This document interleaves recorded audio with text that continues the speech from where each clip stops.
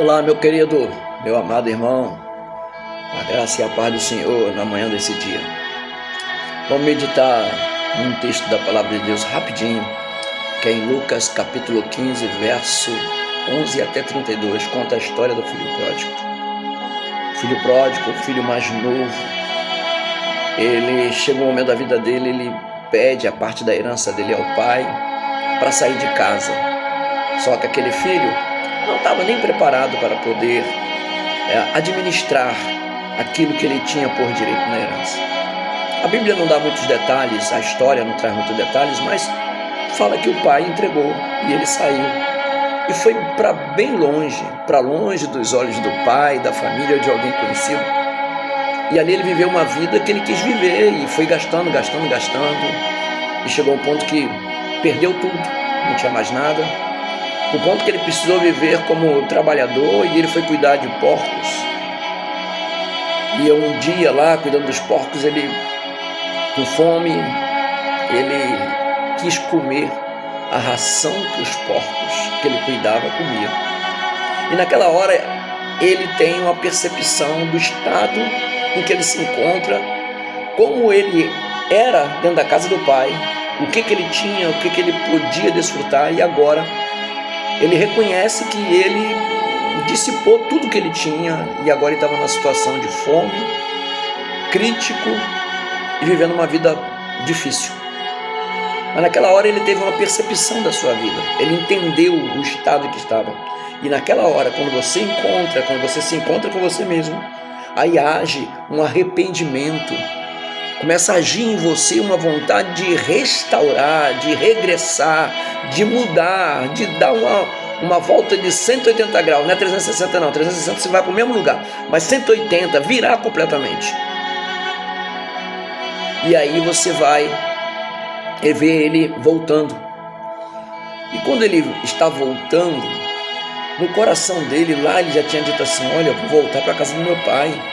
E eu vou falar: pai, eu pequei contra os céus, contra ti, não sou mais digno de ser chamado seu filho. Me dá um lugar na mesa, me dá um lugar junto com os empregados.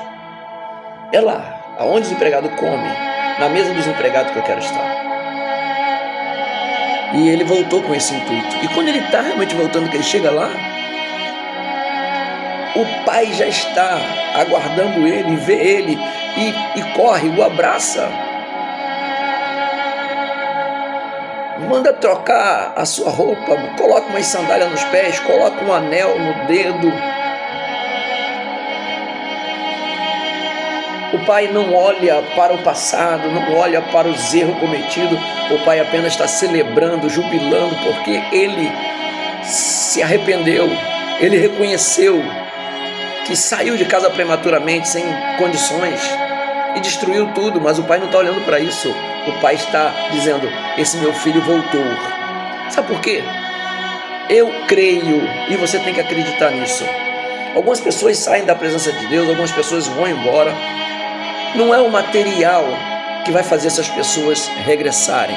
O filho pródigo está contando que é a perda, sim, mas sabe, creio que ele sentiu falta e desejo de voltar a retornar e a ter a segurança, ter o conforto do amor paternal, da família, da casa, de ter a comunhão.